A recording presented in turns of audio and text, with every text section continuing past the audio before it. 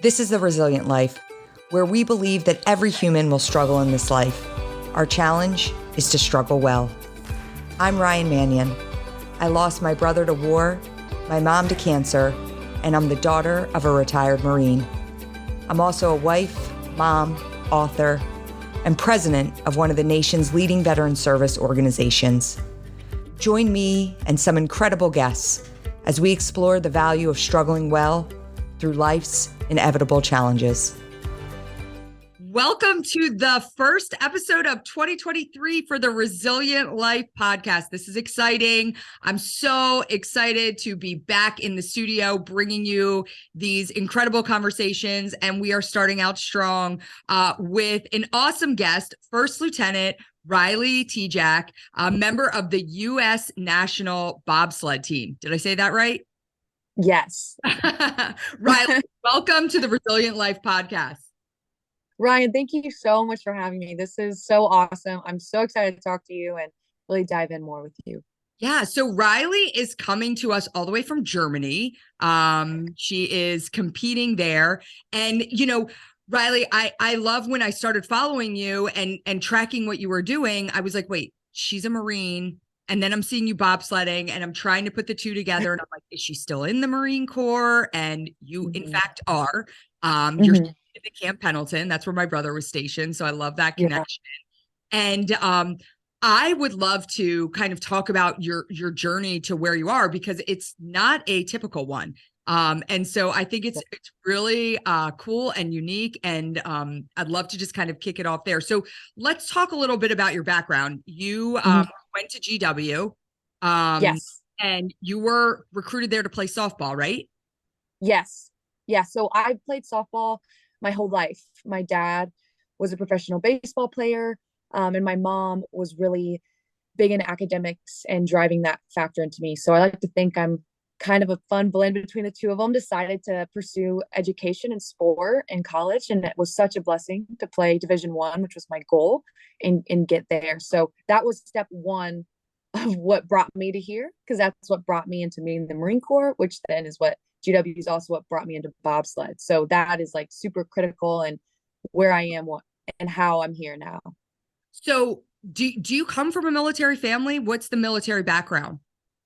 Not really. So like majority of people's grandparents served in some capacity. Right. So my grandfather, he played football at Wake Forest, and of course was very attracted to the Marine Corps, but like got in and out as like a Lance Corporal. Like he's like, I never served because of like my status and who I was. I basically was a Marine for like a year. And so other than that, I really didn't. And that's what's so crazy looking at my story and why I'm on this path, was that people were like, Riley, we always knew that you were drawn to the military, but we never would have been like, oh, she's going to go to the Marine Corps, or that's where she's going to end up.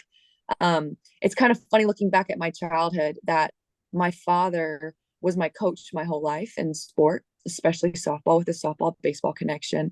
And he loved watching and studying military videos. And right then is when like Navy SEAL buds stuff started to come out. So they started showing those documentaries of them going through that process. And I remember he would let me sneak down the stairs and like sit and like watch on the stairs of when the guys would like DOR and all this kind of stuff, and let me watch that. Or in softball, that's such a mental sport.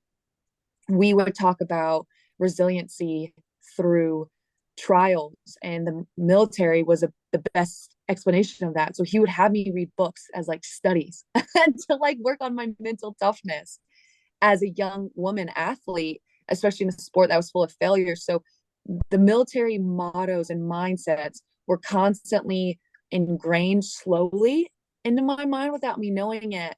But I always told people I never, as a little girl, envisioned myself in the Marine Corps, let alone the military, because I never saw women in those positions. Yeah. Yeah. So growing up and I'm looking up, I'm like, well, that's not a job for me. And I couldn't even believe it in high school. I was like, I want to go to Washington, D.C. because I want to work on the war on terror. And that 9/11, I was 4. So no, I don't really remember it, but I know the repercussions of the aftermath. And I said, I want to go and I want to be a part on helping. I want to go and make sure this stuff never happens again and keeping people safe. So I was drawn to DC, and there we go. I stepped onto campus. In a couple weeks, I met a Marine recruiter, and they're kind of hard to turn down. I love that. Yeah, and it's so true. Just the comparables between athletics and, you talk about that mental mindset that comes with the military. I see that. I see that with my daughter. My oldest is heading off to play Division I lacrosse at the Naval Academy, and Nice. so we already know that she's signed up for the military, but it's such a mental game for her. She has all the physical abilities in the world. But when she has a bad game, it's not because of her skills. It's because she has these mental blocks that she just has to get out of. And, it was interesting as she was going through this process. One of the things that we found is that, when she was younger, and we would talk to her about, would you have any interest in the Naval Academy? She didn't see herself there because she was surrounded by, in her world, a bunch of male Marines. My father is a retired Marine. My brother, who was her godfather, was a Marine, and all of Travis's friends were all Marines, right? And they were all male, right? And so it was just in the past few years that she, and really with social media, has done a great job of that. It was actually Jackie Barnum, who's a Marine. Yeah, and she's very active on social media. And my daughter started following her, and she was like, "Oh, wait, I see myself in her shoes." And I've had conversations. I was on Jackie's podcast, and I thanked her. I said, "I want to thank you," and I also got her on a Zoom with Maggie to like kind of talk through that and talk what it means to be a female Marine. But I was like, I want to thank you for giving like a face to a female in the military, and so I commend you on, kind of recognizing that and seeing that. And just kind of moving in that direction. It's not something that you would think as you're sending your daughter off to GW on a softball scholarship that they're linking up with a Marine recruiter to kind of change that trajectory. But I love that story. And so you graduate from GW. And do you go right into OCS? So officer candidate school for me was my summers off. Okay, so you did it through that program through college. I did. Okay. Yeah, so my freshman year, I met the Marine recruiter within 2 to 3 weeks. It was crazy. I step on campus, I'm 18, I have freedom, the world is my oyster, and I call my parents and I'm like, "Hey, so I don't think I'm going to come home this summer. I think I'm going to go to this thing for the Marine Corps. It's like this officer candidate school. It should be, challenging and all this stuff." And my parents like freaked out at first. They're like, my dad was like, "Can you just focus on your freshman rookie season? Like, how about we work on getting like rookie of the year? Let's work on like getting you to college." And my mom's like, "Can you make it through your first semester and prove that you can handle the school and have grades, And slowly over time, they saw even the difference 6 weeks made of me. 18, Riley. It was 18 years old. I was one of the youngest ones there. And just in 6 short weeks, the change that occurred in my life and in my heart and how I carried myself forward. And my dad, I remember, bought me a rifle because he knew, he was like, "All right, like this is like, we're going to start practicing on shooting. Like your marksmanship is going to be important."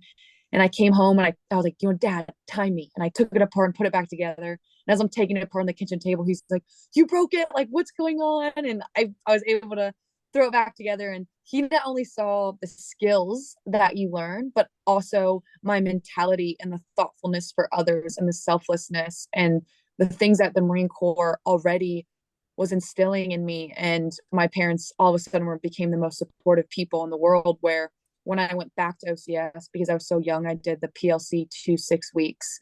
My dad tried to like Google like our workout routines or like workout PT plans, and he would PT on his own when him and I couldn't talk, acting like he was like going through it with me and like the struggles with me.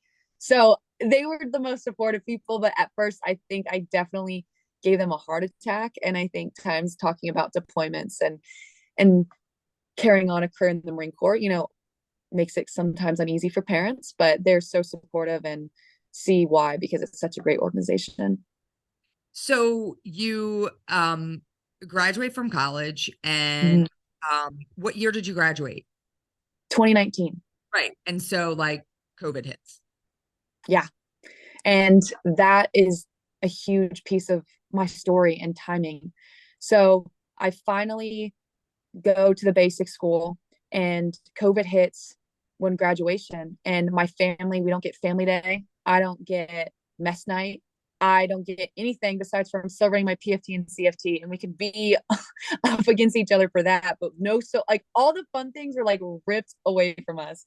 Yeah. And for those that like that, for those that don't fully understand, like mess night and family day, those are, I would say, critical components to Yes. probably your mental well-being as you're going through this. I mean, it's huge. And so, you think about the kids that didn't have prom or high school graduation and all that, like this is just as high up there, if not higher up there on the scale of like importance in what you're missing. Yes, 100%. I felt that. And, you put so much into something, and TBS is 6 to 7 months long, depending on when you go. And all I wanted to do was bring my family on to Quantico and show them where I was, and been like, oh, look at this weapon that I shot. Look at this. Like, this is where we would run our PFT, and this is where this happened. And this is where we would hike. And this is where it was 03 in the morning. And I didn't know if I was going to make it. And it was snowing and I was freezing, and I kept pushing. But knowing that I can still share those things with people, and knowing that I can still bring my family, that can still be a part of that, was so special. And then what I think draws me so close to you, especially, is Manion Hall was the barracks right next to me, and what that means. And when I wasn't necessarily the happiest when I became a logistics officer, because it was not my first choice, finding the history of that and what that means is amazing. And so, yes, I didn't get to have my family there, and I didn't get to experience all these things with these people that maybe I would have liked, but there was Marines there that brought us even closer, because we couldn't bring those outside families in. And there's so much ingrained history around there that makes that place special. And no, I didn't get those things, but I wouldn't have traded my experience for anything. Yeah, I remember when Manion Hall was dedicated down at Quantico, we were obviously down there, and I don't think I recognized the significance of it at the time. I mean, I thought it was an incredible honor that they were naming this building after Travis.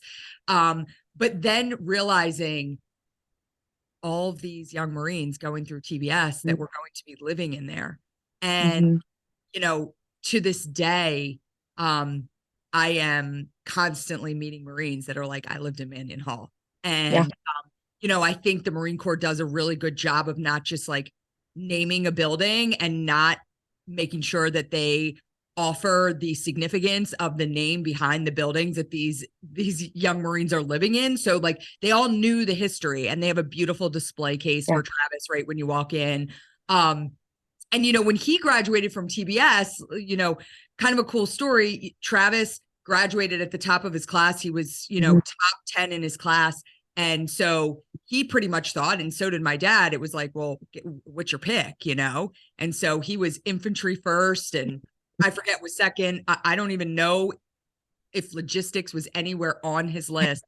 And he ends up getting logistics. And I'll tell you, like, he was not happy. He was like, what do you mean I got logistics? And, I'll never forget my dad saying to him, like, okay, you got logistics, like suck it up. It is what it is. And you're going to go be the best damn logistics officer there ever was.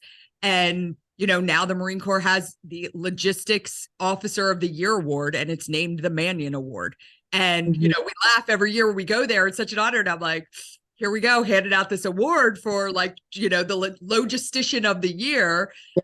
And Travis wasn't happy about being in logistics at first, but he went out and he was the best damn logistician that there was. And, people talk about like his precision and, how well he took care of the teams on that first deployment. Ultimately he went first recon so he could be a little bit more in the fight, but like he he really threw himself into embracing that logistics career and that path. And so, I think about that a lot when you kind of, you're faced with like these decisions and these choices that are sometimes made for you, and you can go one way and you can sulk and you can bitch and complain, or you can just decide to embrace the decision that was made, and you can go out there again and be the best that you can be at that. And that's what I loved about my brother, and I loved about the Marine Corps, is that I think they teach you those principles, and they teach you, listen, you're not always going to get what you want. It's not, there's no easy street here. But excellence is expected in whatever you're doing. Absolutely. And I think that's what you can see of what I made out of what I was dealt. I mean, by no means logistics, I don't want to put it down too much. It's not a bad job, but it's not a sexy job. It's not a desirable job. Moving people from one place to another and efficiently. I mean, we think of Amazon, all these things. People love Amazon. People hate when your package is delayed. And then they want to like curse up a storm and scream and be mad that their coffee was delayed by 3 hours. I mean, that's like logistics to a T, right? I can plan and I can do everything and coordinate all these movements and all of these things. And if something goes wrong, people look at you and it's thankless. But at the same time, just because you work really hard, very similar to your brother, I finished pretty high up in my class, does not mean that you're just given things. And the Marine Corps and society sometimes don't always tell you that, or you don't always think that, well, I worked hard to deserve it, I should be given it. And it's like, no, and there's a bigger need than you and what you want. And, the Marine Corps comes first, and the needs of the Marine Corps and the needs of the Marines. And ultimately, what made me feel so good about it was either way, we're going to be leading Marines. Either way, you have Marines that are going to look up to you, that are under your charge, that you don't go away from basic officership. You just have a niche of a job that you get to apply that with. But it doesn't matter what job you are. If you're in combat and bullets come flying, you better be a rifleman. And that's what they train us. You're infantry first, essentially. And so I think that's like, you summed it up so well. What cards are you given? And are you going to complain about it? Or are you going to make the most of what you have and be like, wow, I never thought in a million years that I would be the first female Marine bobsledder to ever come. Because of looking back there, I didn't sulk, I complained. I said, okay, what can I do with this card that I was dealt? Or like your brother, everything that he's able to do, the legacy that he's left behind for logisticians. I mean, like, that's something we claim. Like, yeah, Charles Manion, yeah, he started as a logo. Yeah. Like, it's not a bad gig. Like, you can make stuff with it. You can be somebody, you can still go and fight and experience deployment and war and impact Marines and people around the world. So it's pretty cool. And yeah, that is definitely close to our hearts for sure. I love it. So, okay, you mentioned it. I never thought I would be on the bobsled team. I mean, and like, let's talk about that. How do you go from, graduating from TBS and you're a new logistician in the Marine Corps, and next thing you know, you are on the national bobsled team? Like, how did that happen? I don't think I ever would have thought in a million years, if someone would have told me back then, even before I went to college, Riley, you're going to graduate and you're going to go straight in the Marine Corps. I'm like, okay. I never would have thought someone would say, hey, as soon as you graduate and you finish doing all your military training, you're going to be the female athlete of the year for the Marine Corps. I would have never thought in a million years. And so how did this get here? I think the common theme is making the most of the situation that you're given and seeking opportunities. And something I like to live my life on is I'm always hungry. I'm always searching for more. I want to push myself mentally, physically. Where is that ceiling set, and how can I elevate it and keep pushing and keep pushing? It's not that I'm never satisfied, but I'm never satisfied. I like where I am. I like to accomplish goals, right? Like, sometimes I can relax and go to sleep at night because I'm like, I think I'm doing all right. But I constantly want more. And how can I challenge myself and make myself the best version of myself, not just for me, but to impact people around me? And so I get to my office and I'm stationed at Camp Pendleton. I become the S4 officer, which is a captain's billet. So as a brand new second lieutenant, I am the S4, not Alpha, the S4 of a logistics squadron of about 750 Marines. Explain what an S4 is for those that Yeah. understand military acronyms.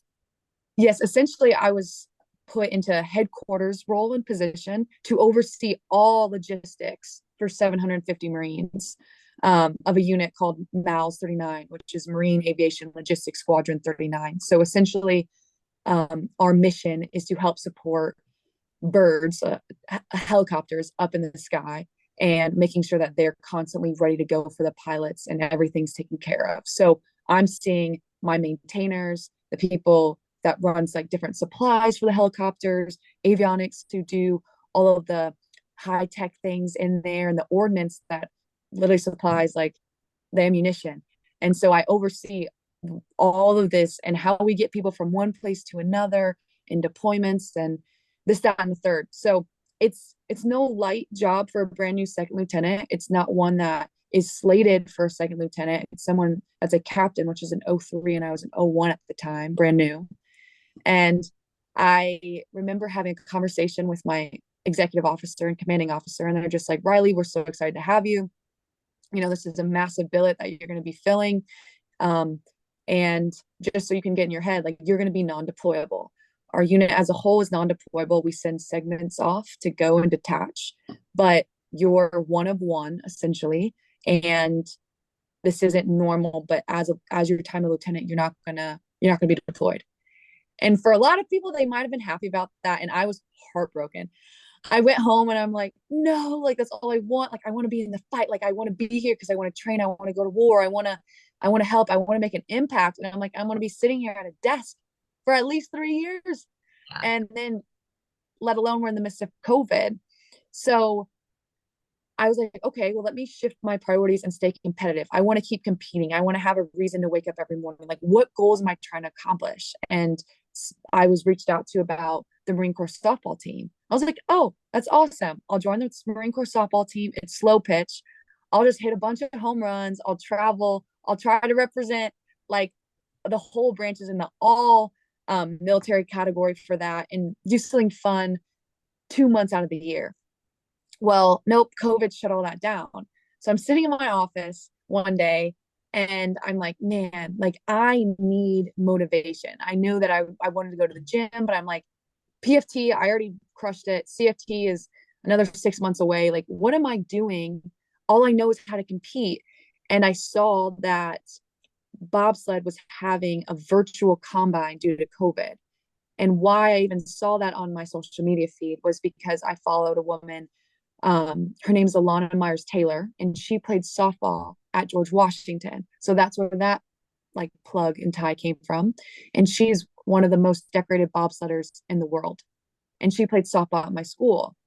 So her jersey's retired, and we knew all about her. And in 2018, she actually came and spoke to the softball program and told us all about her getting her silver medal in Pyeongchang. And I just thought it was the coolest thing in the whole world. So then I started following bobsled. Well, here I am, desperate to find something to throw myself into to keep being competitive. And I saw that they had a virtual combine. I literally closed the door, found the coach's number, gave him a call, and was like, hey, coach, you don't know me. I don't even know if this is possible. I don't even really know 100% what this call is about to be, but I saw you have an online combine. Here's who I am. Here's what I plan on doing. And I hope to see you soon, because I'm going to put everything I have to see if I have what it takes to get an invite to come. And so I went home and I'm like, all right, let's see how I stack up against all of these people, right? I was in softball shape where I was super big, super strong, pumping up weights, trying to hit home runs. And then I transitioned in the past year to like Marine Corps body weight pull up, 5-mile run, 10-mile ruck shape. So I had a big task at hand, and I end up short term now, crunching 3 years into one, was invited, started right away as a pilot. So I drive the bobsled. And Wait, my third, I don't want to interrupt you, but I have to know, like, so you're like, I mean, it's just wild. You just see something on social media and you pick up the phone and you're like, I want a bobsled. And I mean, that in itself is crazy, crazy awesome. But you decide you want to get ready for this virtual combine. How do you even figure out what that means to get ready? Like if someone said you need to get ready to try and compete in bobsledding, like I would have no idea. Like, did you just research it on your own? Like, what do I need to do to be competitive in bobsledding? A bunch of research. I actually reached out to my head athletic department at GW and I was like, hey, I need to get in touch with Alana Okay. because she's still in the program. So they reached gave me Alana's number. I reached out to Alana. Alana gave me more coach's number. The strength coach called me, let me ask all these questions. The other teammate, Keely Humphreys, who actually is the most decorated bobsledder in the world, spends an hour on the phone with me. I'm asking all these questions, following all these people on social media, Googling, watching races. Like, okay, what is it that I need to do? And the conclusion was I need to be big and strong, especially lower body to push. I need to be fast and quick. And then I need to have the skill and work on the no fear aspect of crashing at 90 plus miles an hour down an ice track and having your skin literally get ice burned off in the process of that. So all I did was really started training. I called my old strength coach and was like, hey, like let's put a program together. And I submitted my videos. Wow. That's wild. And have you done, before you submit your videos, have you actually done any bobsledding, right? You're stationed in No, Pendleton time, right? no, So you're basically submitting videos to say, I'm big, strong, and fast. exactly. So just like an NFL combine, they're going to look at general thing. Stats. Can Yeah. you broad jump? What's your 30-meter sprint time? What's your lifts look like? Like those kinds of things is the gauge. Like, are you athletic enough to even be able to run and jump and push? So it wasn't necessarily super bobsled specific, but no, I'm like, I push prowlers for softball. Like I'll get it behind like the prowler sled that you see at the gym and stack weights and sprint off with it. Which is a helpful tool, but not at all what the sport is. And So so those when are some. yeah, so when you get in there and are you thinking, okay, I just got into this combine. Are you thinking like I've never been on a bobsled before? Like, is there that reservation of like, what if I hate this? Like, what if this is Yeah. not for me? But you just keep going. You Oh got yeah. I would. So they invited me to come to Park City, Utah, for a month and to try driving. And so I show up there. I'm with all these people that have never done the same thing. So we're all nervous, and they're like, "Okay, we're gonna go on a track walk." And what that means is you're gonna put these ice spikes on. You're gonna walk from the top of the track down, and the drive up is the steep mountain. And you're like, "Whoa, whoa, wait!" I start up there, and I finish down there in 50 seconds. And we're walking it, and you see these like 10 feet high ice walls, and you're like standing, and you're like, wait, I'm gonna be sideways all the way up there. And they're like, yeah. I'm like, and I'm gonna be controlling this with bungee cords and pulling the bungee cords to rotate the front axle. Yeah. Okay. And it's really cold. So what kind of clothes do I wear? Oh, like just like leggings, tights, and like a tight t-shirt. Okay, but it's really cold. Yeah, but you need to be aerodynamic. But you have a helmet on, you'll have a mouth guard on. It'll be fine. And the night before, I don't know how well I slept. I'm like, oh my gosh, they're just gonna push me off of a bobsled. Like I'm literally sink or swim, like figure it out. And that's what why the sport is so unique and so niche is so many people will try it and hate it. People are like, this is terrible. I don't want to do this ever again. This is scary. And we don't blame those people because it is. It takes a little bit of a crazy person to be like, this is awesome. Like, let's keep doing this. Like, I want to keep going faster and breaking new miles an hour and going to different tracks all around the world and seeing and competing against people to a thousandth of a second. It's unlike anything that I could possibly explain. A little bit of a roller coaster, but yeah, the fear aspect was definitely always there.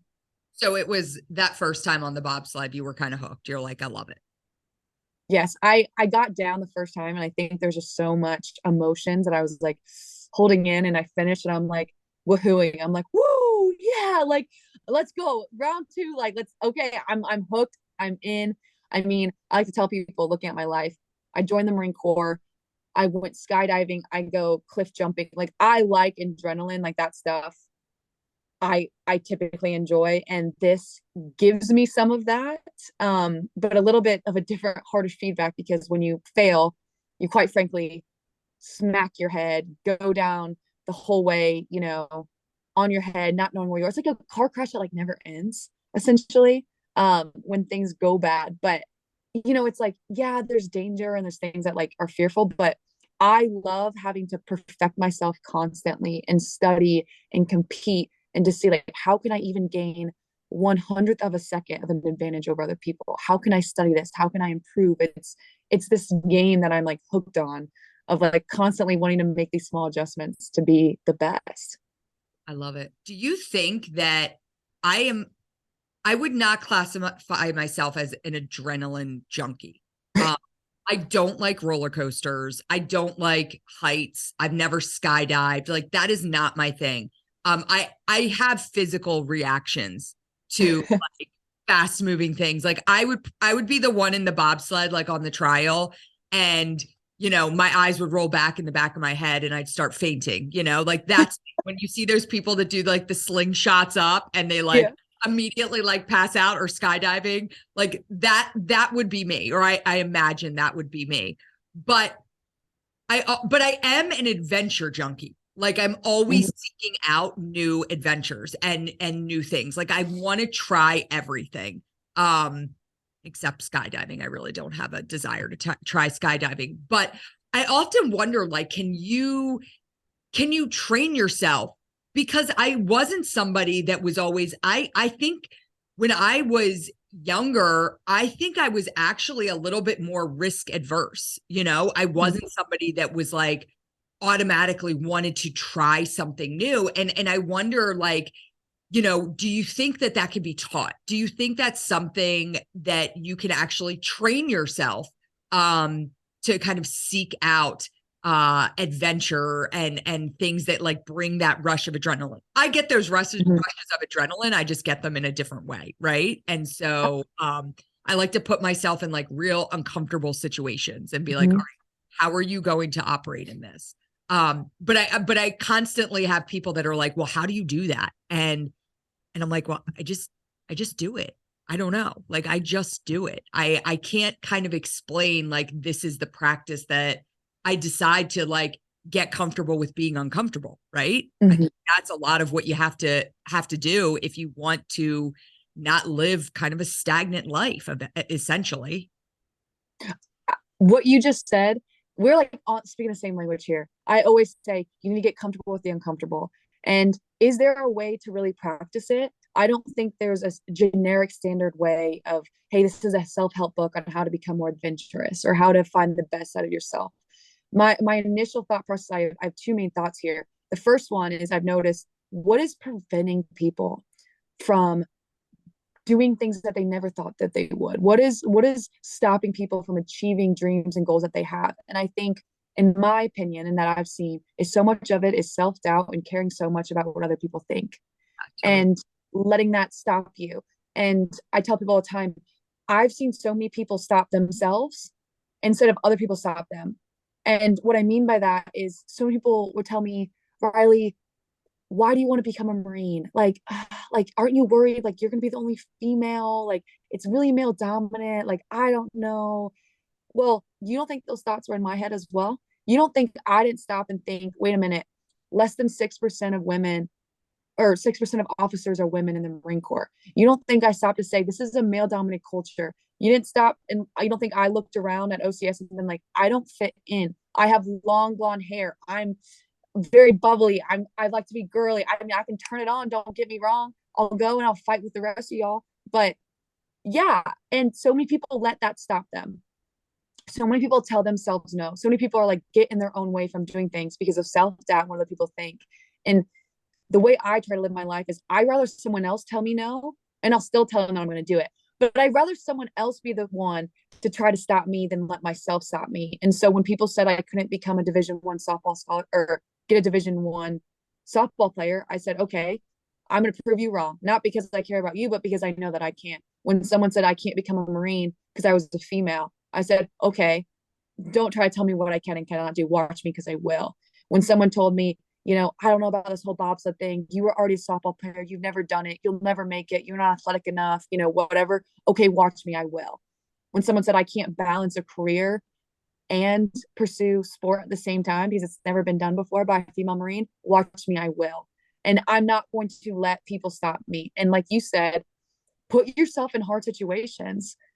And I constantly have this conversation with my family and my friends, my parents, is I'm convinced that the way to build resiliency is to put yourself in uncomfortable situations that are hard. And ask yourself that if anyone's listening to this, like, what is the last hard thing that you've overcome or had to go through? When was that event? And there's people that can't even recall, or 6 years ago when this happened. Right. Dang, are you really challenging yourself? And it can be small. I had a hard workout. I challenged myself to run a marathon. That was hard. I had to overcome a death in the family. I had to overcome any bad situation, and that builds you up. That gives you, I said, I read David Goggins and also like that gives you a cookie in the cookie jar. Like I got through something, so I can get through something else. Yeah. And because I got this, I can get through something else now. And the confidence that instills. So yeah, if you look at successful women, such like yourself, Ryan, and you're like, how did you get here? It's by making those little decisions to put yourself in situations where you can fail, where you could be vulnerable, and where you could get hurt, not just physically, but emotionally. And then you come out stronger on the other side. And people are like, how did you become where you are now? It's those little decisions that you make constantly along the road. Absolutely. I always say, when I'm talking to kids, and out talking to like high school kids and college age kids, and I'm talking about Travis, I always say like he was big in the little things. And because he was big in the little things, he was able to be even bigger in the big moments when it counts. And, when you talk about resilience, there's like, can you build resilience? Absolutely. Can you build yourself to be a resilient person? I 100% believe that you can. And there's two pieces around that. There's the circumstances that happen to you that are unplanned and I never thought about building my resilience. Frankly, I never even thought about the word resilience before my brother Travis died. That was a circumstance beyond my control that happened to me that I was forced to become resilient. But that could have been a circumstance that happened to me 15 years ago that I did nothing after that. That I said, okay, if I come back from the loss of my brother, but I did nothing beyond that to build my resilience going forward. So I absolutely agree that, you can become resilient based off life circumstances, but you also have to put yourself in positions to become resilient. And you can test your resilience by going out and doing things that require you to be resilient, to jump on that bobsled and decide I'm just going to go for it. I'm going to see what happens. You can call it adrenaline junkie. And to some level it is, but it's also like, I'm going to build my resilience right here because I'm going to take that leap off that mountain and I'm going to see what happens. I love that. And, and here you are today. And you're on the path to hopefully being on the road to compete in the 2024 Olympics, correct? The 2026. Yeah. Oh, so the 2024 summer, but yeah, that's the big end goal. That's the dream, is to become and be the first female Marine Olympian. That has not been done before. And I've told myself that's what I'm going to work for. But if that doesn't happen, it doesn't mean that I couldn't have inspired people on the way. It doesn't mean that I wasn't resilient along the way. But again, heck yeah, I'm going to see what happens. I'm going to give everything I have to make that team. And if I don't make that team, then you best believe my teammates, I'm going to be right there supporting them along the way because I want my best versus their best. And if their best trumps me, heck yeah, go Team USA. And I'm coming for you the next quad. And I'm going to come and find something else and keep working and keep improving. Too many people limit themselves. Too many people say that could never happen. No, it can. There's some things. Okay, sure. But stop limiting yourself because you're scared of the outcome. And I can tell you right now, I may listen to this in 5 years from now after 2026 and be like, man, it would have been so cool to be on again with Ryan and be like, Ryan, I did it. I made it to the games. I lived it out. And there's a chance that I come back and people listen to this be like, oh, that Riley girl? Yeah, she never made it. But either way, I'm going to keep pursuing my life and myself as if that is happening. And I'm going to plan as if it is. And I'm not going to be scared of what people think of me, of failure, of letting people down by not making it. No, F that. I'm going to keep charging because that's what makes me strong. That's what makes me resilient. And if I don't make it, cool. Add that adversity and see how I'm going to get over it because I'm going to be even stronger then. Well, So, absolutely. I think, yeah. I am hopeful that you're coming on here after the 2026 Olympics and we're having that conversation about what it was like competing at that level. But the fact of the matter is that if it doesn't happen, that's another story to tell. And that's another way that you're growing personally. So it's all a part of the journey, right? And that's how you have to look at it. But you were just named the 2022 Female Marine Athlete of the Year. Is that correct? I was. That's Yes. cool. It was incredible. I knew that I had to pack anything the Marine Corps awards, any of that kind of stuff. It's not always very secretive because it takes so many people in a chain of command to be given different awards. And so at first I won Camp Pendleton and then I won overall Marine and female Marine. And the male counterpart was actually a staff sergeant who was in the Olympics for wrestling for the Marine Corps. And he did go to the games in Tokyo, which was awesome. And so to share that award with him is an honor and a blessing. But yeah, it's so crazy walking around base and Marines recognizing me for that and telling me, ma'am, how did you do that? Yeah. Could you think I could do this sport? Or do you think I could do this? And I'm like, I have won. Not because I have a trophy that sits on my desk. I have won because I've had people question themselves, can they do multiple things while being active duty now? And it doesn't always have to be sport. Can I be a parent and be active duty as a female? Can I go to college and get my degree while being active duty? Can I get my real estate license? Can I do things that I have desired on while I'm already doing something that's awesome and cool? Absolutely. Again, don't limit yourself. And I tell people this all the time. One of the greatest days of my life that I can remember was when I was handed my Eagle Globe and Anchor and I finally earned it. And I had like a small tear down my face. And I'm trying, to keep my bearing and not show anything, but I'm like, wow, like I did it. And that day is something, and that accomplishment is something that will never be taken away from me. But it didn't stop there. I'm going to keep earning it. I'm going to keep being the best version of myself. I'm going to keep being the best for my Marine. So that means that I need to keep finding ways to improve myself. And it doesn't always, it doesn't always have to be sport. For me, it's sport because it's something that I speak that language and it's something that I know and I'm comfortable and familiar with. But similar to Jackie and what we were talking about, there's a group of us that are like, we as women need to do our role to show other young girls that there are military females out there and that this is a job for you. We want to be able to reach people on all levels and be like, wow, I can relate to her. I could see myself like her. She paved a way. And something I always tell people is there's several times when I felt like as a female, I didn't have a seat at the table.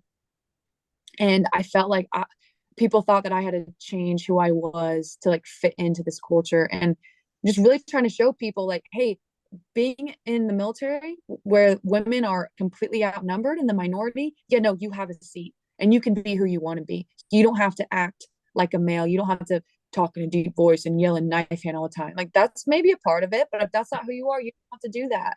Or for me, hey, like after college sport was over, like people are like, yep, right, that's the road. Like you get what you get out of college. That's it. Athletics are done. Heck no, I can go and I can pursue and I can show people, hey, you want to be a multiple sport athlete? You want to try a sport that you've never done before? Yeah, there's a seat at a table for you. Like that is my goal, is to show people like where maybe we don't feel comfortable, we felt like we fit in, is like becoming and normalizing that so that people don't have as much difficulty going through that same process. And I think it's super special, women helping women and building each other up in those means to be able to accomplish things that and go to places that we haven't been before. I love it. Your perspective is so refreshing. And it's, again, for me, as the mom of someone who is going to be heading off to a service academy, to see role models like yourself. You know, I don't know what her future has in store for her, but you know, ask her what she wants to do after the Naval Academy, you know, what service she's wants to go into. It's right away like, well, Marine, you know, and you know, that's the path that she sees for herself. And you know, that path was only, I can't say that path was made because of her Marine Corps family. In fact, I think that actually deterred her for a while, but it's women like you that have helped her to see that path and that perspective. And it's just incredible. I love talking to you. I love your perspective. I think you're going to kill it. I have no doubts that we're going to see you competing in the 2026 Olympics. And I'm going to be like, I know that girl. It's awesome to talk to you. You know, I always end my podcast with, what does resilience mean to you? Kind of answered that. I mean, you definitely answered that. But is there anything as we conclude today that you can say or speak to about what it means to live a resilient life? I would like to say, first of all, it's a choice.